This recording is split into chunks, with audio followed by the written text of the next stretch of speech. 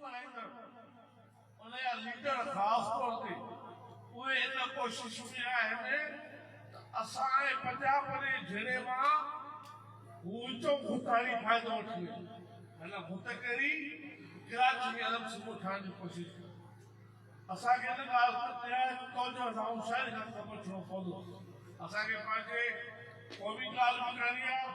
सिंध खे आज़ाद बि कराइणो आहे पर साईं जीअं सॼे मुतलिका मुताबिक़ ॿिए कंहिं बि लीडर जे मुतलिका मुताबिक़ न ॿिए कंहिं मुल्क जे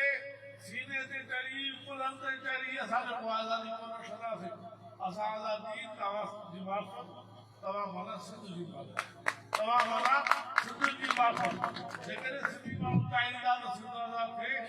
ऐं असां उनजी मार्फत आज़ाद वठंदासीं ॿिए कंहिंजी मार्फत न हिंदुस्तान जी मार्फत न अमेरिका जी मार्फत न बर्तन जी मार्फत न इंसाफ जी मार्फत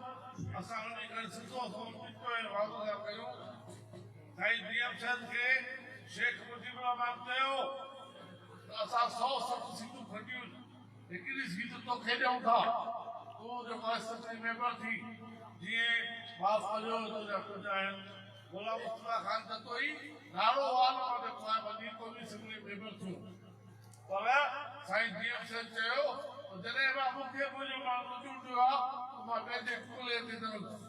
मां पंहिंजे माण्हू जी मार्फत चूंडुसि साईं इनकार कयो मूंखे तुंहिंजी महिरबानी पर सीट